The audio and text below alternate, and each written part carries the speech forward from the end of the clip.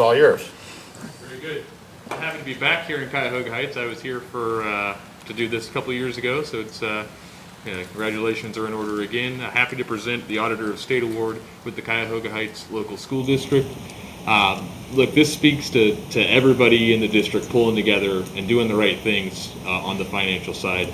It goes from obviously teachers, the board, the administration, parent volunteers, coaches. Everybody's pulling together for this, and it puts you in great company because it's about 8% or so of entities are eligible to receive this award. So it puts you in really good company, and it speaks to the professionalism of Mr. Muccio and his staff in the Treasurer's office. So on behalf of Auditor State Keith Faber, congratulations.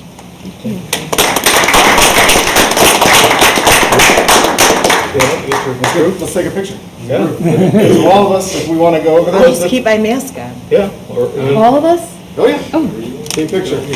Kathy, you like some? I thought definitely for them. Oh, they're going to be up front and side.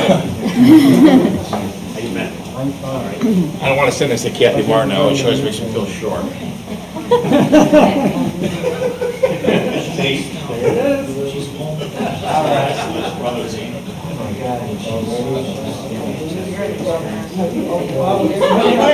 Get that hug. All right, but you can make yours. Come on, right here. Yeah, very lucky. I can look some Yeah, you gotta be in the middle. No, I'm not going to be in the middle. I'll be on the side. It's a team award.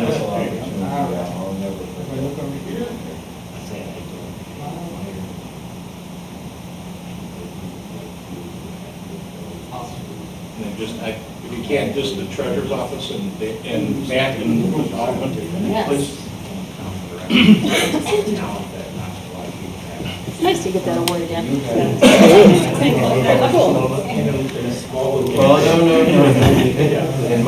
I have it now.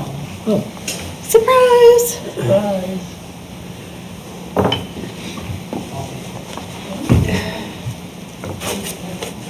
I was going to say something.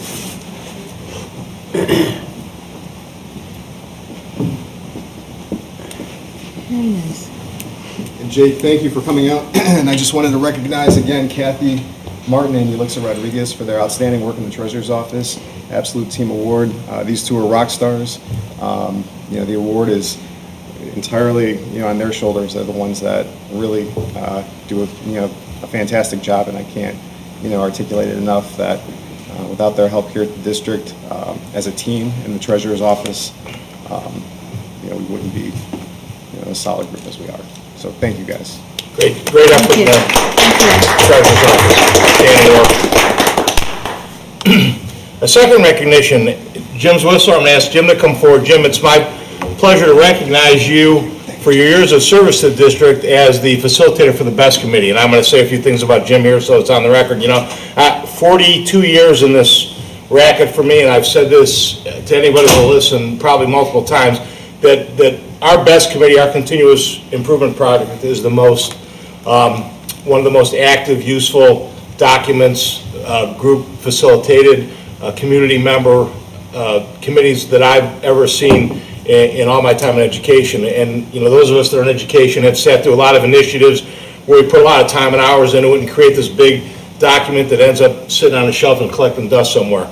And the beauty of BEST is from the time that Jim came in the doors in 2012 until today, it's been an ongoing, ever-changing to address the needs of the district and the needs of the community, and it's been a tremendous. And Jim, I'll tell anybody that'll listen to me that you're 95% of that your facilitation, the way that you facilitate our committee meetings, the way that you keep meetings moving, the way that you have them planned and organized is unequaled by anybody I've ever worked with in education, and I can't thank you enough. I've worked with Jim as the principal and as a superintendent, and it's been a labor of love, and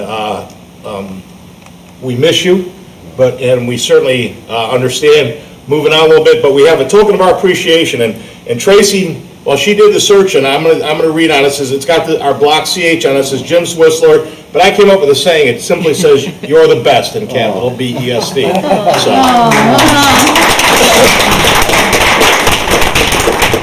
We're you get a picture taken in front of the, All right, thank you, sir. I'll take this one. That's awesome. Thank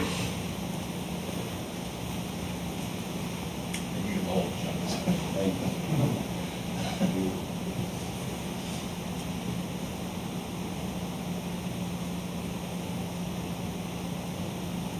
thanks for everything, Jim. Thank you. Should actually take a close-up of the award. If I might also, from my mask off, I'll stand to the side. Absolutely. I just want to thank all of you, the board, the administration, the wonderful students I've had the chance to work with, the parents, everybody. I'm very lucky in my 50-year career as an educator that the good Lord saved the best for last. And that has been working with all of you. So again, my thoughts and prayers will always be with this district. Really, I'll be honest, I will always love this district, and I will still be one of the greatest fans in Summit County looking northward. So, thank you all. Thank you, Jeff.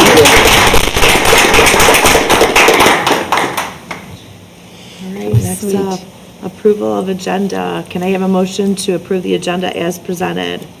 So moved. Moved by Mr. Dobbins. Second. Seconded by Mr. Suchaki. Any discussion?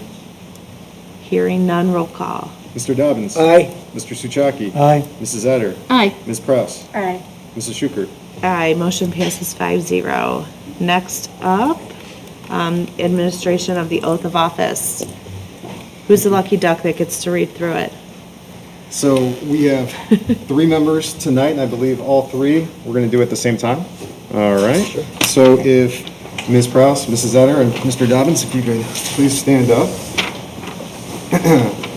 Do you solemnly swear that you will support the Constitution of the United States and the Constitution of the State of Ohio, and that you will faithfully and impartially discharge your duties as a board member of the Cuyahoga Heights Board of Education in Cuyahoga Heights, Cuyahoga County, Ohio, to the best of your abilities and in accordance with the laws now in effect and hereafter to be enacted during your continuance in said office until your successor is elected and qualified? I do. I do. Congratulations. Thank you. Congratulations. Next up, we have item number 5. I'm going to open the floor to nominations for president of the board for calendar year 2022. At this time, go ahead. I would like to nominate Mark Dobbins. Okay, I will second that. Any other nominations? Hearing none, we could go into roll call, correct? This one load. I'm reading the, no, you're right. Yep. okay. Well, you said if there's only one nomination, the motion, there's a motion to close the nominations, and then the treasurer takes the roll on that. Okay, so I'll make a motion to close the nominations for president. Can I have a second on that? Second. Seconded by Mr. Suchaki, and then roll call. Mrs. Schukert. Aye. Mr. Suchaki. Aye. Mr. Dobbins. Aye. Mrs. Etter. Aye. Mrs. Prowse. Aye. Motion passes 5-0. Congratulations, Mr. Dobbins. Thank you very much. Oh, the next thing is administrating. All right, go ahead.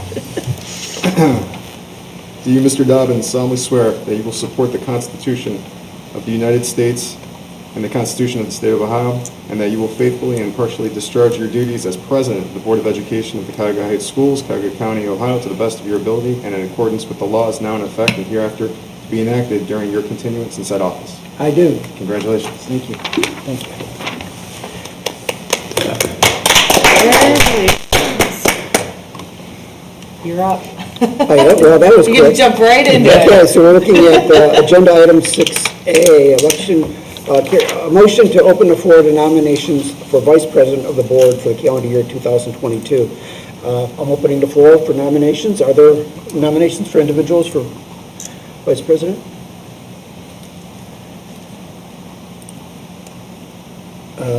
I'll do it if nobody else wants it, but if somebody wants it, step right up. Yeah, I guess I'm spoken for, so. I mean, is anybody interested? Are you interested, Maria? Oh, Okay, I can't tell what the mayor All right, I'll nominate Maria Etter for vice president. second? Second? I second that motion. So now, let's see if there's only one nominee. So I'll make a motion to close now, well, are there any other nominations for vice president? Hearing none, we can now proceed to a motion to close nominations and ask Mr. Muccio, let's see, to cast a ballot, let's see. Motion, second. Yep. Motion, do we need a second for that? Okay, we need a second to close the nomination I'll process. second to close it. Okay. We now have a second to close it. So now do we proceed to a vote? Okay. Mr. Dobbins. Aye? Mrs. Schuker. Aye. Mrs. Etter. Aye. Ms. Prowse. Aye. Mr. Souchaki. Aye. The motion passes 5-0. Congratulations, Ms. Etter, and thank you. Thank you.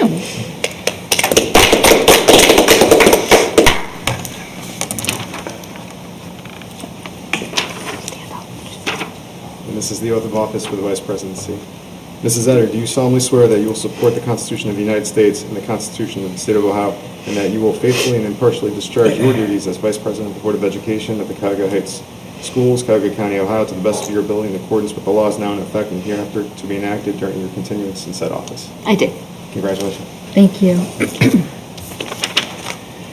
Okay, next up, item 7, Board President comments. I guess that's me. I'm a bit unprepared, but I thank everybody for their confidence in me. I look forward to a very productive year with the administrative team.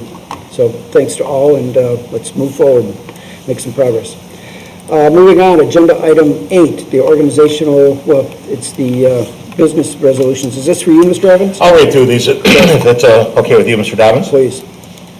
Okay, A, motion to adopt the bylaws and policies. Motion to adopt board bylaws for the board's own operation and board policies as recommended for the operation of the school system as recommended. B, regular meeting schedule. Motion to set time, place, and dates for the Board of Education's 2022 meetings, ORC 3313.15 per the attachment. Service fund, C, motion to establish a service fund of $15,000 for the calendar year 2022 for the purpose of defraying board members' expenses actually incurred in the performance of their duties. The law allows for this fund to be up to $20,000, ORC 3315.15. D, motion to authorize the superintendent or treasurer to utilize at their discretion the following law firms during the 2022 calendar year: Ennis Britton, Brinza McIntyre and Seed, Haber, Polk and Cabot, Weltberg, Weinberg, and Reese. E, publication of record. Motion to designate the Cleveland Plain Dealer as the official publication of record for the posting of all legal advertisements for the Cuyahoga Heights schools. F, purchasing agent. Motion to appoint the superintendent and treasurer as purchasing agents for the district. G, state and federal funds and grants. Motion to authorize the superintendent and treasurer to apply for all available state and federal funds and grants. H, board and district spokesperson. Motion to appoint the superintendent as spokesperson for the board and the school district. I, employment of personnel and accepting resignations. Motion to authorize the superintendent to employ personnel and accept resignations as needed during the calendar year 2022. Such employment resignations will be reviewed by the Board of Education at its next regularly scheduled meeting. J, appointments to committees or liaisons for 2022. Motion to approve the attached list of appointments to committees or liaisons in 2022, which is not attached, which is at your desk. K, school district's credit card limits. Motion to set the school district's credit card limits for the calendar year of 2022 according to policy 6423. One, the Huntington Bank Card for $25,000 for the treasurer, $2,000 for the maintenance supervisor. Two, the Home Depot commercial account, $5,000 for the maintenance supervisor and Woods class teacher. L, motion to approve the following wireless communication allowance for the calendar year 2022 according to board policy 7530.01. One, $60 per month for those required to carry a data plan. Two, $35 per month for those not required to a data plan. M, performance bonds. Motion to approve the performance bonds be secured for the following: for the superintendent in the amount of $50,000, for the board president in the amount of $50,000, for the treasurer in the amount of $100,000 for the calendar year 2022 or upon expiration of current bond if applicable. And investment of funds. It is recommended the Board of Education authorize the treasurer to invest interim and inactive funds as prescribed by Ohio Revised Code. O, alternative tax budget. It is recommended that the Board of Education adopt the alternative tax budget for fiscal year 2023 per attachment. And 2, direct the treasurer to submit the alternative tax budget to the Cuyahoga County Fiscal Officer in a timely fashion as prescribed by law. And P, legal counsel for board revision hearings is recommended that the Board of Education hereby authorize the treasurer and/or Brinson McIntyre and Seed LLP to act as the agent for the Board of Education related to filing and signing real estate complaints. Thank you. And may I have a motion now for approval of the organizational meeting resolutions that Mr. Evans just read? So moved. Moved. Second? Second by Ms. Etter. Is there any discussion? I'll just run through that. The bylaws and policies, there's no change in that from year to year. The meeting schedule, we've been looking at for a little over a month, so we should be okay on that. The service fund remains the same. All of our law firms remain the same at this point in time. You'll see that they're designated, some are general counsel, some are litigation, but there's no changes in that. Public record, as I explained to Mrs. Sugar when I talked to her, the plain dealer is the lone soldier left in town as far as the newspaper, so I have to believe at some point in time the revised code is going to have to change that, but that's who we go to. Purchasing agent, again, that's as it has been since Mr. Muccio has arrived, that he and I both act as purchasing agents.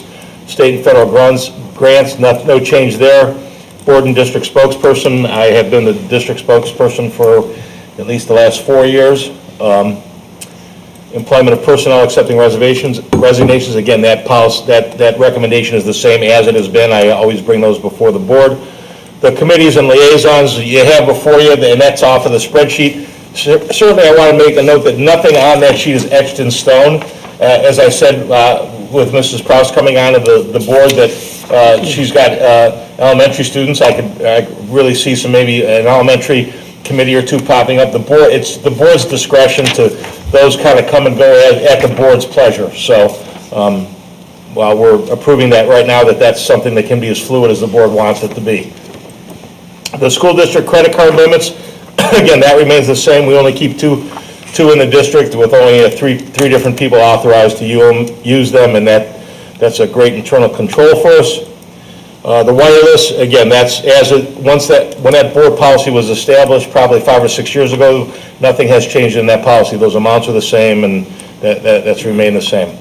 Performance bonds, again, same verbiage that we've seen over the years, no changes there. The investment of funds, again, that stays the same to allow Mr. Muccio the ability to invest. The alternative tax budget, I'll let Mr. Muccio talk on that. Everybody in front of them should have a small printout. There's two, but let's look at the very top one. It's the smaller sheet of paper that we have. This is a rates and amounts calculation. I have a couple of key items for the alternative tax budget. Now, the alternative tax budget's not a full tax budget. So Cuyahoga County, I want to say back in 2002, waived the requirement of school districts to turn in a tax budget, a full tax budget, and they only required certain information, which is called the alternative tax budget. So what we see here in front of us is just the alternative items that they're requesting instead of the full tax budget. This just goes back to our rates and amounts that we have for voted levies, so our outside millage as well as our inside millage that we have. Everything traces back to our 5-year forecast, so nothing that we have on the alternative tax budgets outside of our roadmap, which is the 5-year forecast that we have for the district.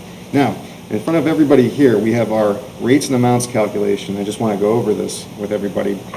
We have the top half of the page, which is tax year 2021, and for comparison, we have the prior year, which is tax year 2020, the bottom half of the page. In the very bottom, we just have some definitions of some key items that we have.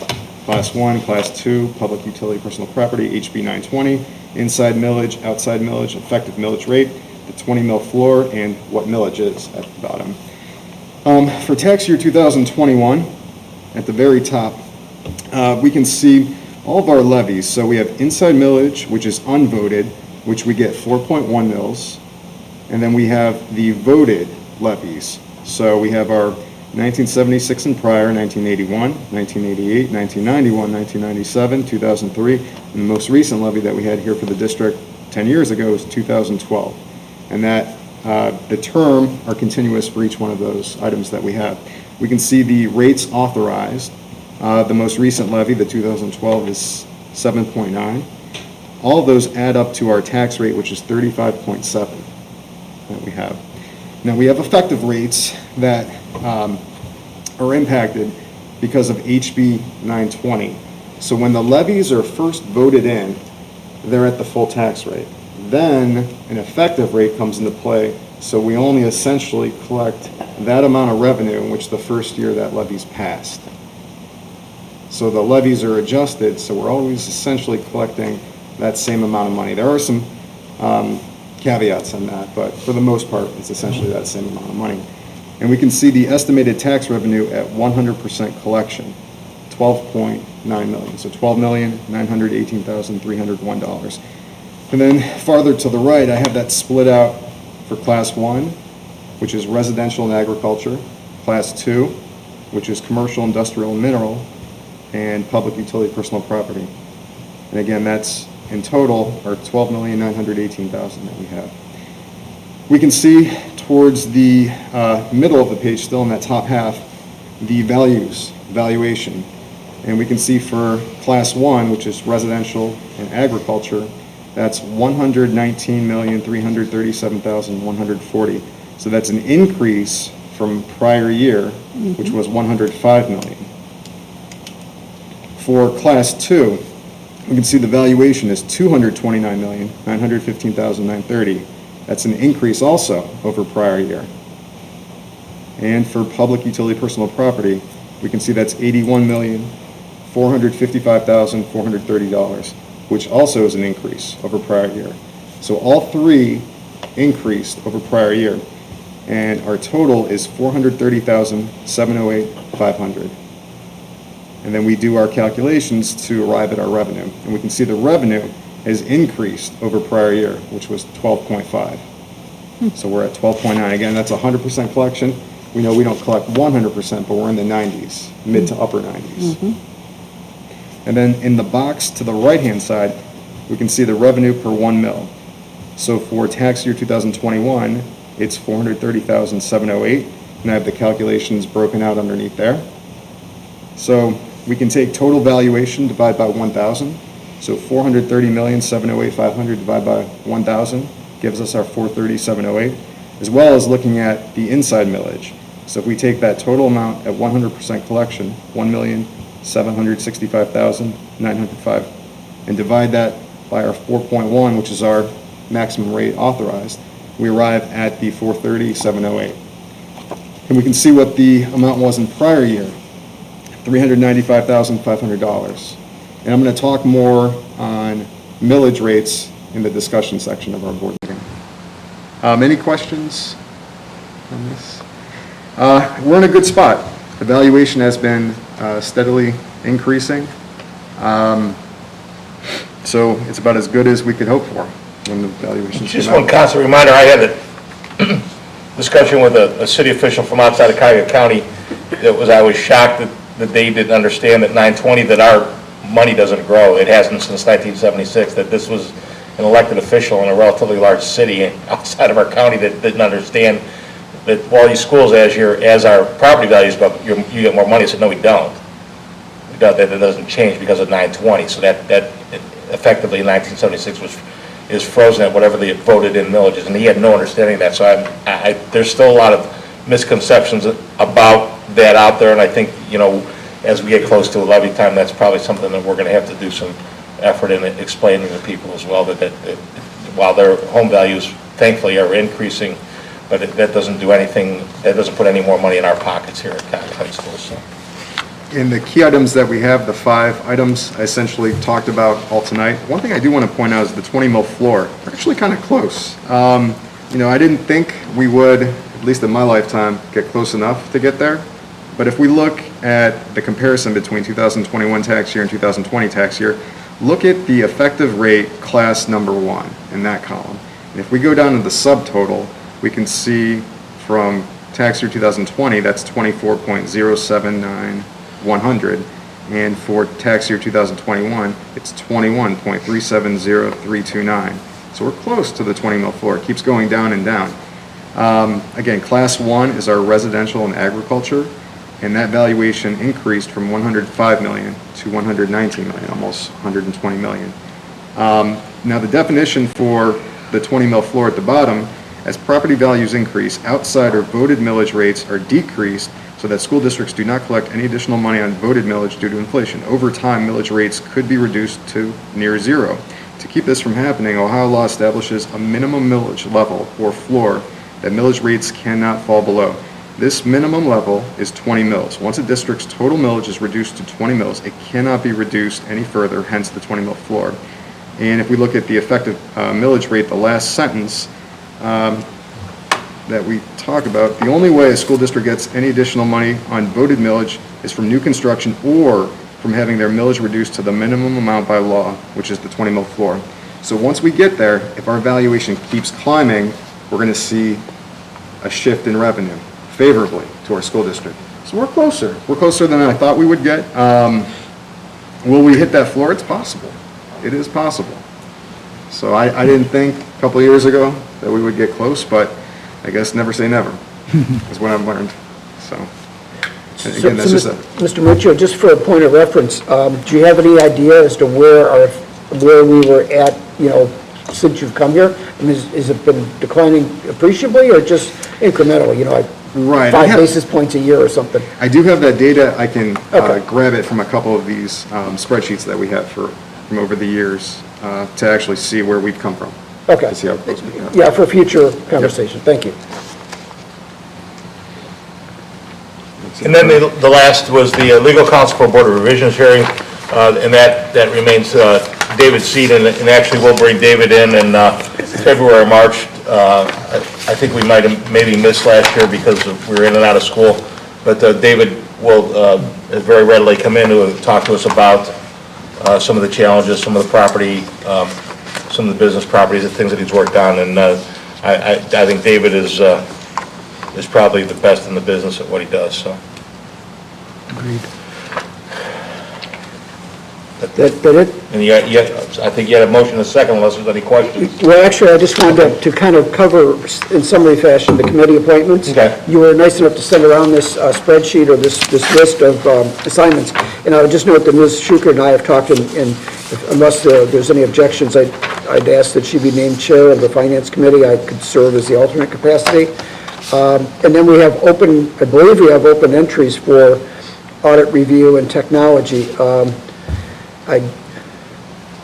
If I'm reading that correctly, I think we still have openings, or can we have we wouldn't really want to have one board member, would we? If there's anybody that's interested now, or as we move forward, if somebody, Okay. you can leave it open, you can get, there's nothing that says you have to have two, you can't have more than two.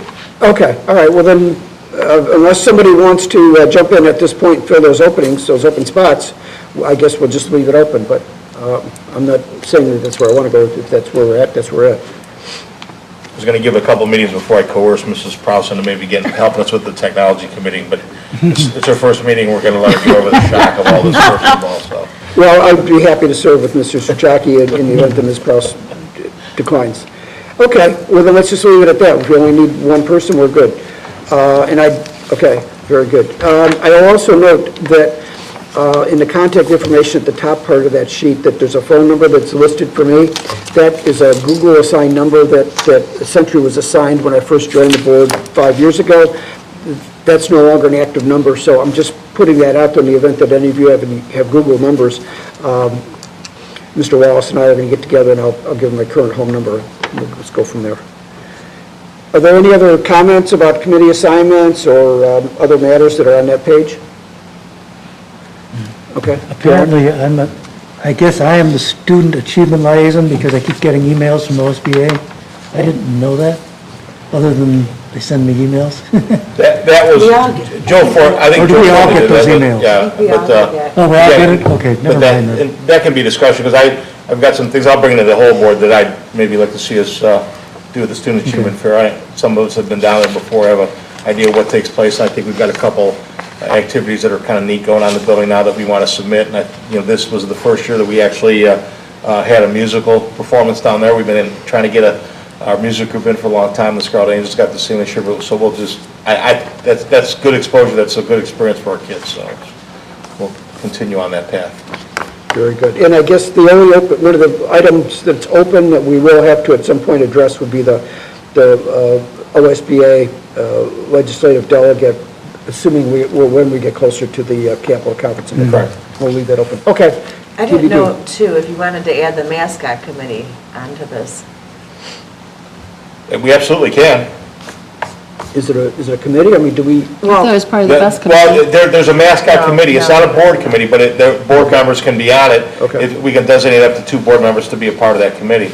The only board committees that there really are the finance, the audit, and we've created the technology. Yeah.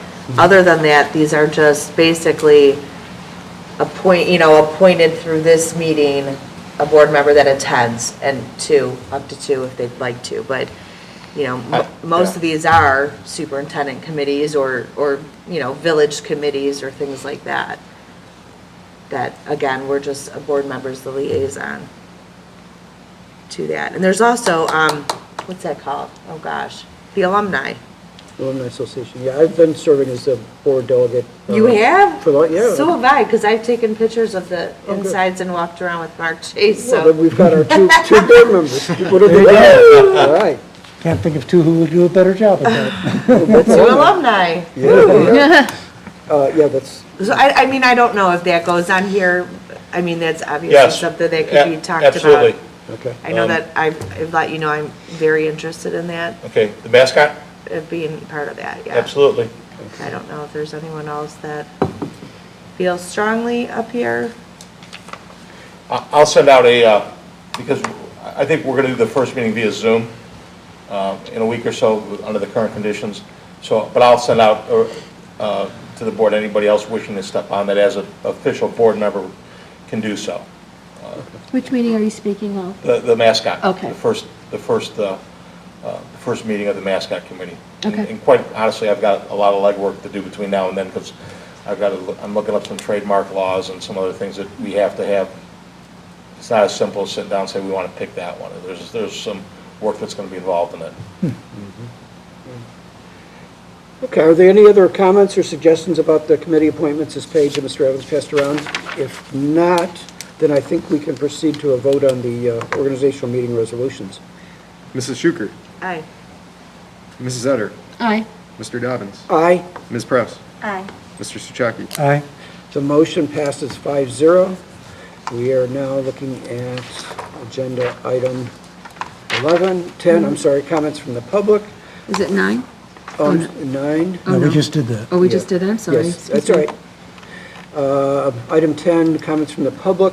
I don't know, do I need to read this? No. We don't need to read it because no one has signed up for Nobody here. comments, so we're They've good. all run for the hills. Okay. Okay, item 11, Treasurer's Business, Mr. Muccio. Thank you, Mr. Dobbins. First item tonight, motion to approve the minutes of the regular meeting held December 8th, 2021, and the emergency meeting held December 13th, 2021, as found in attachment T1. Item 12A, motion to accept the bank reconciliation, financial reports, and payments for board review as of November 30th, 2021, as prepared and certified by the treasurer as accurate, as found in attachment T2. And then item 12B, motion to accept the settlement agreement with 4566 Spring Road LLC as found in attachment T3. I ask for those motions for approval tonight. May I have a motion for approval of the treasurer's consent agenda items? So moved. Mr. Souchaki moves. Second? Ms. Schukert seconds. Is there any discussion? Yep, just wanted to point out a couple things. We have a long sheet handout in front of everybody tonight. This is our typical lead sheet, and I know, Stephanie, we have a new member tonight. One thing I'd like to do is talk about these financial reports more in depth, essentially 3 times during the year, once at the beginning, once at the middle, and once towards the end. Next month, as we close out December, that might be the perfect time to go through all these reports, spend some time on them, get familiar with them as we go. But I just wanted to print this out. This is the lead sheet. This might be one of the most important ones that I create. This is our general fund that we have here. And we're looking at the top half, which is revenues, the bottom half, which are expenditures, and they all follow suit to the 5-year forecast as they're set up. We can see July, August, September, October, and November are actuals because they're not highlighted green. Anything in green is an estimate that we're looking at for the remaining portion of the year. And then we have our total column, column N, and that column mimics column R, which is the November 2021 5-year forecast. So our forecast, essentially our roadmap, corresponds to as we think we're going to go along the way for the entire year that we have here. So we can see each one of those numbers matches to the dollar for that November 2021 5-year forecast. And we're going to look to adjust that forecast come May 2022 as we go. But we're on track right now as we're looking at the year. And hopefully the year is going to progress more favorably for us as we go forward. And the rest of those attachments that we have in item 12 really go back and break out a lot of these line items that we see here. So property taxes, unrestricted aid, all other operating revenue, personnel services, employees' retirement and insurance benefits, purchase services, supplies and materials. All these numbers here correspond to those spreadsheets which break out in more detail to see exactly the expenses and revenues come in as we go. So it's just more detail from this summary page that we're looking at here. And item 12B is the settlement agreement that, as Mr. Evans was talking about, our legal counsel, David Seed, works on these. And this is one, again, we give authority for our legal counsel to sign these on our behalf, which Mr. Seed did, forward this settlement agreement for us to accept. And again, we give him that ability at the organizational meeting every January. So Mr. Seed had entered into this agreement, and we're just approving this. And those are the items I have for approval tonight. Okay. Thank you, Mr. Muccio. You can now proceed to a vote. Mr. Suchaki, Aye. Mrs. Schuker, Aye. Mr. Dobbins, Aye. Mrs. Etter, Aye. Ms. Prowse. Aye. The motion passes 5-0. Agenda item 12, treasurer's discussion and comments. Thank you, Mr. Dobbins. On item 14, let me click down to there, we have 3 items for discussion. So tonight we were talking about our alternative tax budget that we have in front of us, and I thought this is now the perfect time to talk about the revenue generated by 1 mil for our district. So if we look at item 14A, I have a couple attachments there, 5 attachments in total. So the first attachment is an Excel spreadsheet that's created by Will Schwartz, who's the Deputy Director of Legislative Services at Ohio School Boards Association.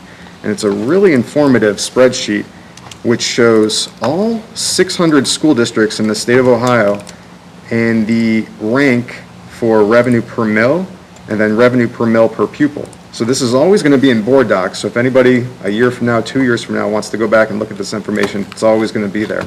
And I like this spreadsheet so much that I'm going to ask Will for this every year, for him to create it for me. It's very telling.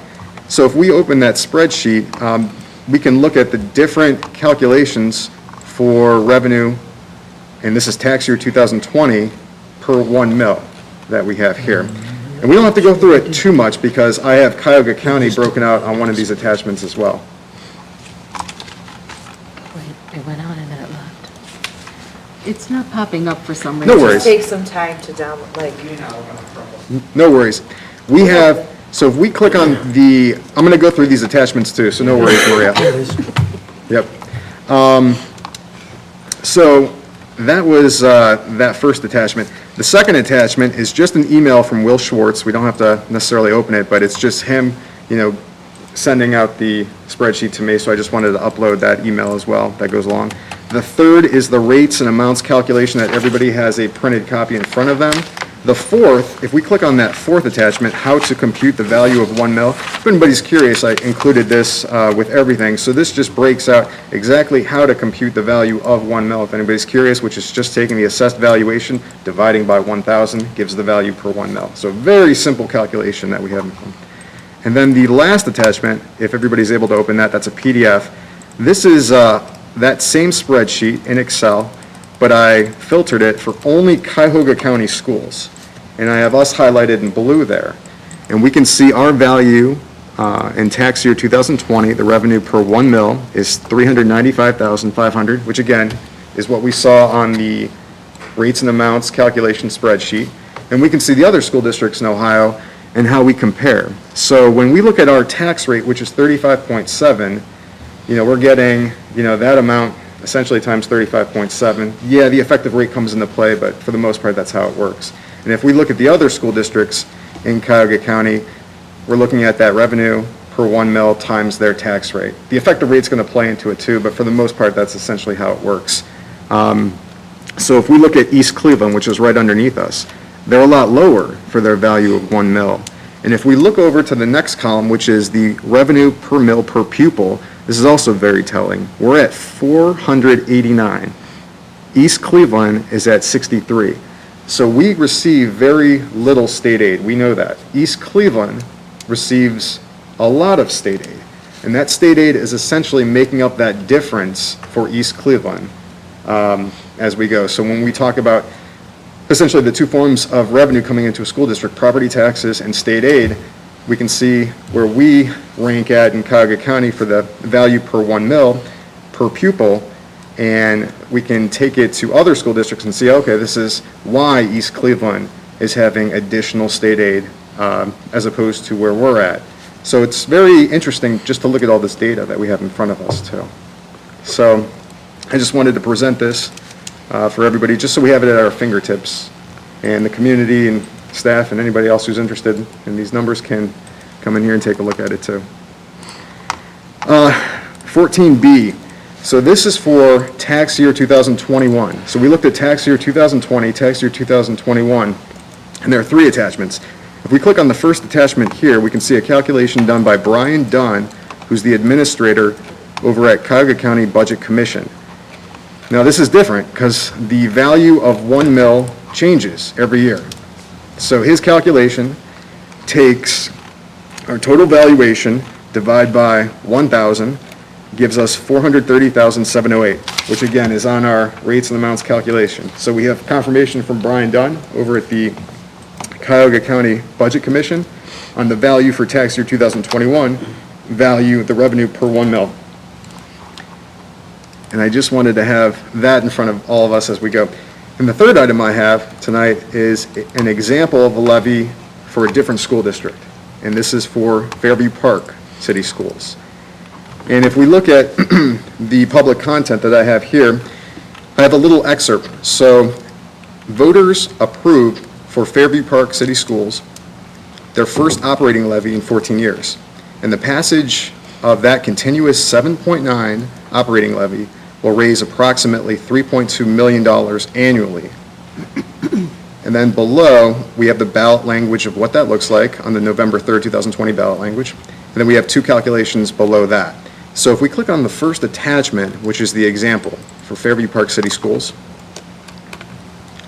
and there are 8 pages here on this PDF.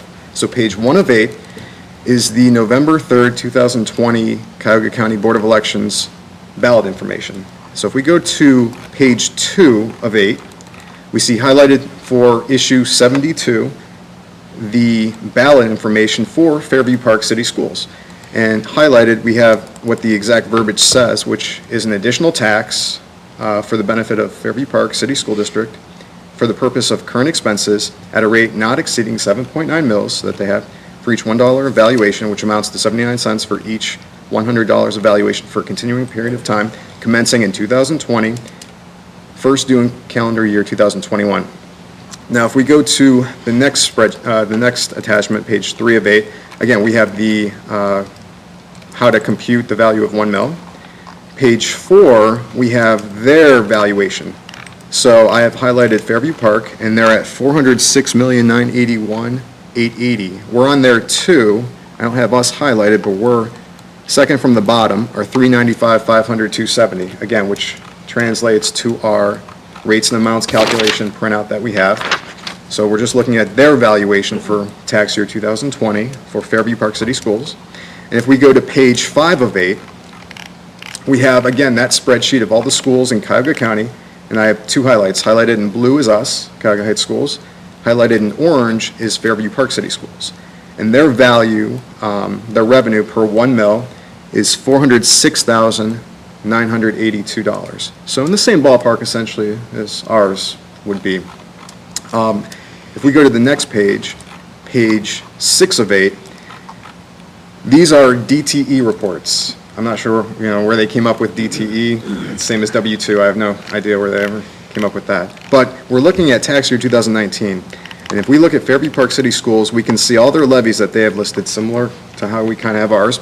And the last levies on 2019 tax year would be their 2016 permanent improvement and bond issue. So that's the last one that they had. So on the next PDF page, page 7 of 8, we have tax year 2020. And now we see the last one there is their 2020 current expense levy that they put on, which was 7.9 mils.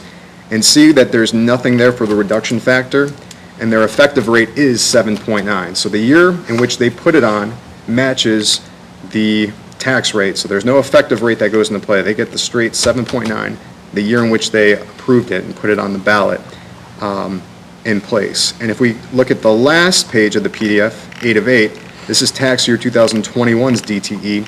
And again, we're looking at that same levy, the 2020 levy for Fairview Park City Schools, but now they have an effective rate that comes into play for the calculation. So that levy is essentially generating the approximate $3.2 million every year going forward for that first year that it was put into play. And if we go back to board docs, the two calculations I have would be the tax year 2020 revenue generated by 1 mil, which we're taking 406,981,880 divided by 1,000 gives us the 406,982, which is the value for Fairview Park. And then if we look at the last calculation, the very bottom line, 7.9 operating levy revenue generated annually. So we're taking 406,982 times that levy, 7.9, gives us 3,215,158. So that's the approximate 3.2 annually that levy is going to bring in. So a 7.9 mil levy for approximate 400,000 value revenue per 1 mil brings in about 3.2. So that's what we're looking at here roughly to equate it. So what I wanted everybody to take away, my goal here tonight was to show that the value of 1 mil changes every year.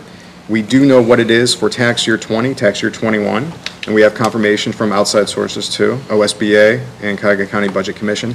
And then looking at an example from a different school, if we were to put a levy on, how would we compute that value of 1 mil times how many mils of a levy, 7.9, 8.9, 9.9, and then what that would generate annually, and then going forward, how that DTE and the effective rate comes into play with the reduction factor and how that's shown.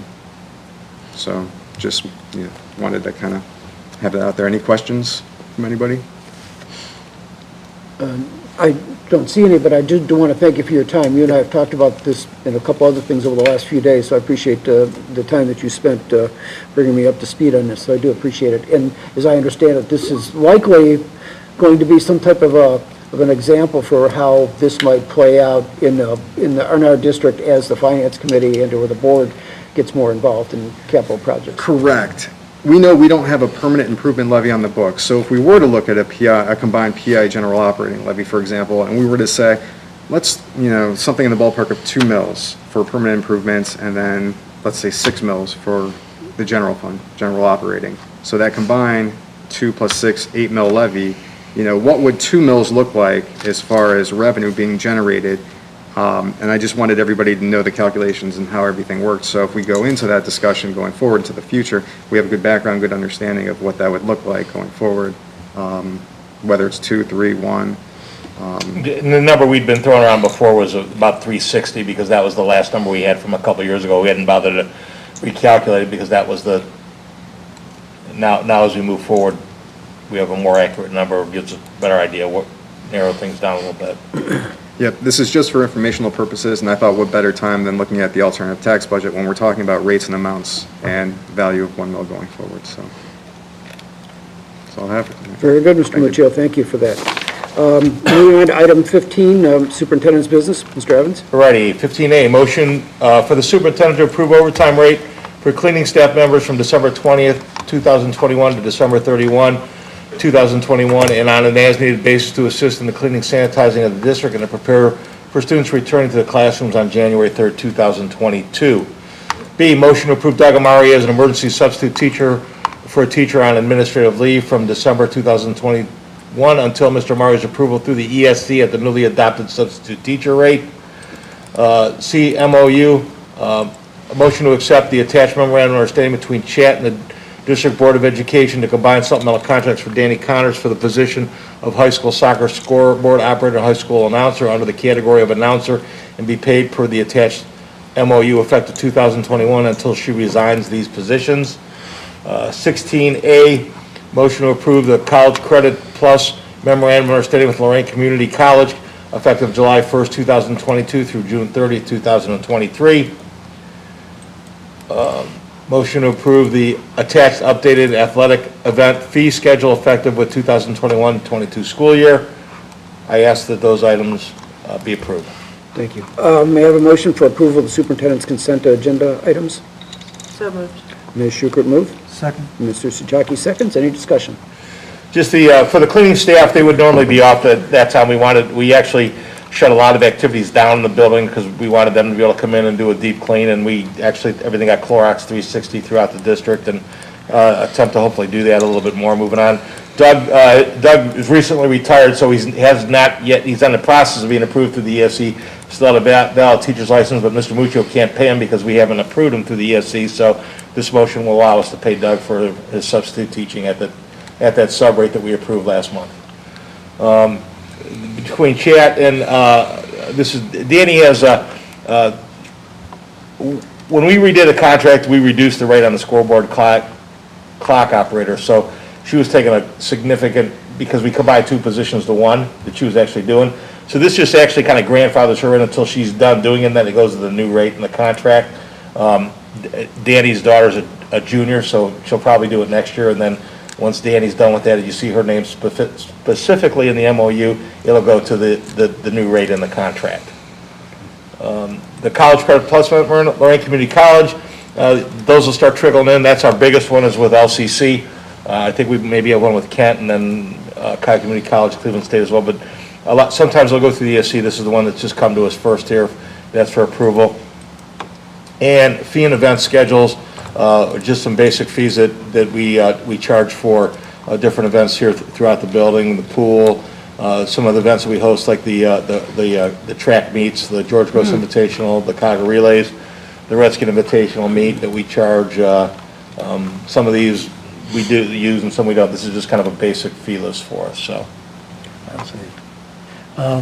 Yeah, under the event fee schedule, the last item there, the wrestling varsity, I think that should be renamed perhaps? yeah, it is renamed. It's actually the Al Pinner Invitational. So this, he just didn't update it on we changed the name of the event. So It's no longer the Redskin Invitational. Okay. It's the Al Pinter Invitational. Thank you, Mr. Souchaki. You're welcome. Well, if there's no other discussion, we can proceed to a vote. Mrs. Schukert. Aye. Mr. Souchaki. Aye. Mr. Dobbins. Aye. Mrs. Etter. Aye. Ms. Prowse. Aye. The motion passes 5-0. Item 7, we have 17, or I'm sorry, item 18, superintendent's discussion. I apologize. Just some things. The February 6th community open house, I've canceled that. With the COVID where it is right now, I just don't think it's prudent to have an open house. One of the big items that's been used for has been for the tuition program. Both principals felt that they already have people on waiting list for tuition, so the need to promote for tuition families, while it's always been good, but that's expanded into some other things. We'd certainly love to get back to doing that because I think that was just a great day to show off a lot of things if we can ever do that. But for the time being, we've kind of put that on the back burner. We're attempting to keep as many student activities as possible in place. If you notice over the holidays, several athletic events were canceled, postponed, moved out. The athletic department's working hard to put some things in place. I know we've talked about the Boston trip for the music department and some other things, and we're just kind of keeping our fingers on that. We still want to provide as many activities as we can for our students in a safe fashion. I know the gifted program's out on a field trip tomorrow, nearby. Made sure we vetted that to everybody's safe, and it's an outdoor type event, so we're going to begin taking tuition applications probably the next couple of weeks. Again, people are starting to knock the doors down already, and I know some of the parochial schools keep moving it up and up and up, and I think some of them were actually had open houses in October this year, which was crazy that they were barely in the school and already running some open houses, but they're fighting over dollars here. We're still in search of maintenance custodial position and bus drivers. I've authorized Jim Zerbola to contact Manpower and some temporary to bring on a couple of maintenance people on a temporary basis, because we're down two custodians at this point in time, and we just are not getting applicants, quite honestly. And we've had some people out for illness, some other things, and we just need to really make sure we're still getting things done in the building during the day. So those could possibly work into full-time positions. I told Manpower if they were quality candidates, we might consider bringing them on, but we're exploring that possibility. Bus drivers, if you watch the news, some districts actually before Christmas break and since have not been open because they're down so many bus drivers. Knock on wood that we've been okay. One of the things that we also do is our maintenance custodial staff, we mandate that they all have their bus driver's license. So they, as long as time has been, Mr. Dobbins and I remember, custodians would always make the 4:30 run. That was always the custodian doing that. So we utilize them when necessary. We're trying to keep the school community updated on the ever-changing isolation quarantine guidelines via Tom Talks. Again, a very frustrating meeting with the County Board of Health yesterday. I've never seen 45 superintendents from Northeast Ohio so quiet, and it's more out of frustration for fear that they don't want to say something, and just really, we got guidance from the CDC. ODH tweaked it a little bit. The County Board of Health tweaked it a little bit, and then 2 days later made some other changes, and then the original publication they put out did not take into effect the mask to stay, test to play, which supersedes some of that. So we've spent a lot of hours this week meeting internally and meeting with the County Board of Health to try and make sure that, and still making phone calls to make sure. I had a very frustrated email from a parent today, wanting to know who they could contact at the County Board of Health, and I most eagerly passed that email along to them. But it's been reduced to 5. There's some stipulations and things involved with that. So hats off to the school nurses. Sarah Hart, our school nurse, is phenomenal. She's and Tracy Deal. Understand that Tracy, as my executive assistant, probably spends about 10% of her day working for things directly related to me right now, and probably the other 90% working on this. So my frustration with the County Board of Health is that, as a lot of superintendents, that a lot of our district resources are being spent what I would consider doing their work, making phone calls on their behalf and that type of thing, and that's very, very frustrating. That's a tough pill to swallow for me to sit and tell this Board of Education, and tell community members that we're doing a lot of the County Board of Health's work on this end of it. They always thank us. They're always, they understand their frustration, but it's kind of getting old, quite honestly. When these meet, as you know, I've been meeting with them for like every other week or every week for over a year and a half, and those meetings used to last an hour and a half, and anymore they talk and that's it, because the frustration level by school districts is at an all-time high with them, per se. And now they don't have any magic answers either, but that's kind of a trickle-down effect. The mascot committee, we talked about it a little bit earlier. Our first meeting will be in Zoom month of January. I'm going to meet with Laura Garrett. She's going to facilitate that committee and lay out some of the things, and I'm trying to dig up some research on that. Know that we had over 2,300 votes logged through the course of time. So I think that as we narrow that list down, we'll have a pretty accurate representation of what's interested in. I did talk to Channel 5 and Channel 8, both called today, because Parma has elected to stay with their mascot temporarily. I think Channel 8 mentioned it in the article that we were in the process of a change.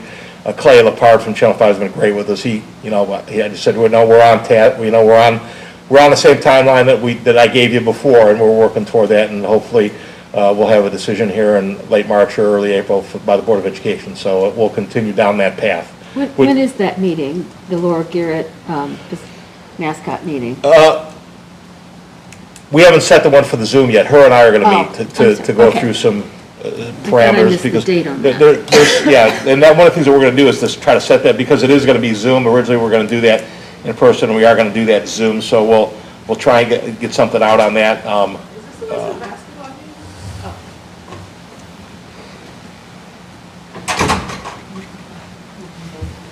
And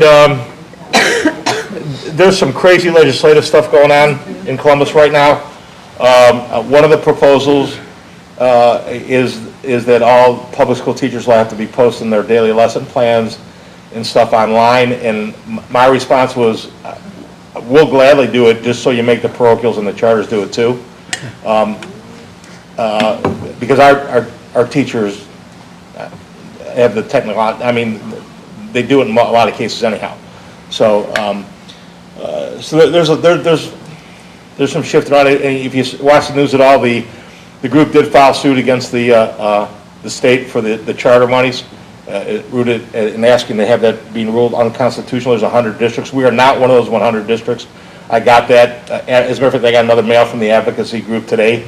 We are not one of that initial 100. I elected not to bring that before the board for approval at the cost that it was involved in it. I guess I wanted to see how it kind of progressed. I've seen a list of schools on that.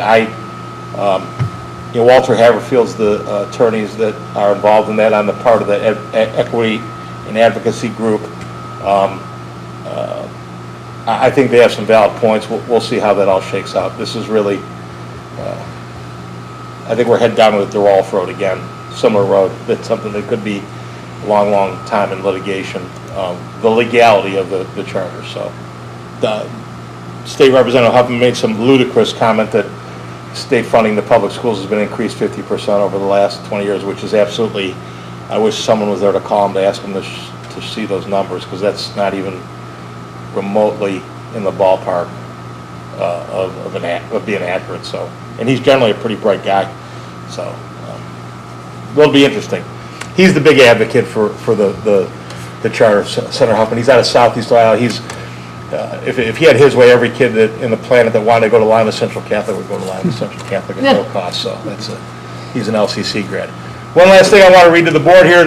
Tom and BOE, I'd like to take this time, the opportunity to thank you for the beautiful hourglass gift.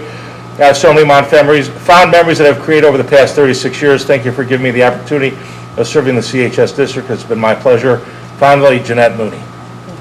So, while we couldn't do the full-blown farewell that we wanted to, because as most of you know, that week of finals, COVID went crazy here. So we did all we could to limp through Thursday afternoon of that week with staff in place, and I still took some bruises over that. But Jeanette was very, very thankful. And Jeanette doesn't like. We had to sneak this in on her to single her out a little bit. We got her mom here and her children here, and those of you that don't know, I kind of grew up in the Pickett's living room, so I got to poke fun at Jeanette maybe one last time before she got to walk out the doors. So that's all I have. Thank you. Item 19, this will be board business, board resolutions, motion, let's see. We have a motion to approve membership with the Ohio School Board Association, including briefcase option 1, email delivery only, for calendar year 2022 at a cost of $6,007. I'll make a motion to approve the board business consent agenda motion. Great, thank you. Second? I'll second. Any discussion on that? I would just say that in my 5 years serving on a board, I've taken a lot of value and gotten a lot of value from the OSBA, so I endorse the action we're going to take. Okay, can we move to a vote? Mrs. Schukert. Aye. Mr. Dobbins. Aye. Mrs. Etter. Aye. Ms. Prowse. Aye. Mr. Suchaki. Aye. The motion passes 5-0. Item, let's see these. So item 21, board discussion, committee comments, reports. Are there any committee reports, or are there any discussion items for this evening people have to discuss? I'd like to say something. Please. Basketball game? Yeah. You guys could go right through here, right through into the right, out the door, down the steps. It's okay. It's okay. Stay warm. I got confused with the two schools. You're okay. You get to see the library now. I don't even know where to start. Just a couple things. I want to just commend the families because I know that just the CDC and so forth, they're a hot mess, but being a parent in this district, I really appreciate, I think a lot of the parents and kids are communicating with each other to be like, hey, so-and-so's positive, I was in their car. So I am hopeful that, you know, in this tight community that there is some dialogue happening to kind of help keeping each other safe because it is spreading or has been spreading like wildfire. So I just hope everyone's staying safe and doing what they need to do, and I don't know what else to say. Well, I would tell you that on that same vein, that we were told that we're at about a 56% positivity rate. Right about that week, we went on break, and this week it was 36. The Case Western Reserve data, which they presented yesterday, which is the first time I've seen anything from Case, actually has this kind of heading on a downward trend beginning next week. So I know some districts did not come back this week with the thought of getting through the New Year's Eve kind of party, kind of get-together 5-day thing, whatever you want to call it, and are coming back next week. But again, we were 92% attendance on Monday, 93 yesterday, 92 today. As long as we're in the 90s, I think that's a good place for us. We get into the 80s and we have to start taking a good. And our staff has been relatively okay. We've got a couple staff members that are in the 5-day, but nobody that, to my knowledge, that, well, 2 support staff that have tested positive. So. Are there any other comments? Board, Ms. Prowse, do you have anything you want to share with us tonight? No, I mean, I'll just thank everyone for the warm welcome and for the onboarding that Mr. Evans and Mr. Luccio provided so that I would be as ready as possible.